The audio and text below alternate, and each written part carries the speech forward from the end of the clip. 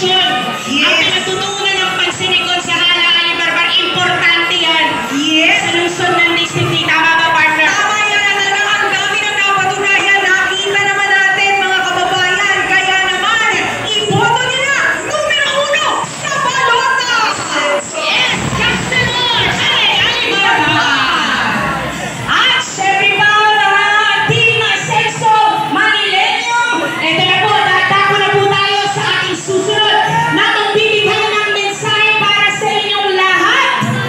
Mga kapamilya Ascenso Manileño, panoorin po natin ito.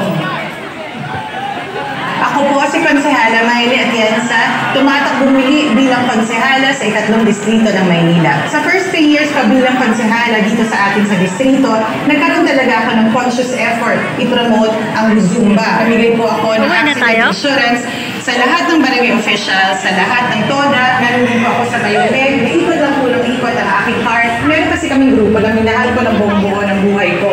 Ito po ang kababaihan ng Maynila. Nakasuporta po kami sa mga proyekto nila. Tulungan niyo po ako muli makabalik bilang konsehala ninyo. Kasama po ang buong pamilya, Ascenso Manileño. Na isang Mayle Atienza. Ngayon po, ilang araw na lang. Konting-konti na lang. Walang makikituan.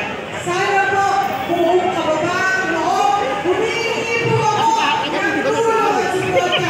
Manahilin po ako Rado kami sa nagawa sa kami.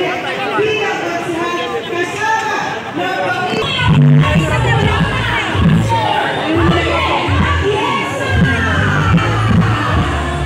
Ay, ang daming tao. Saan na ba?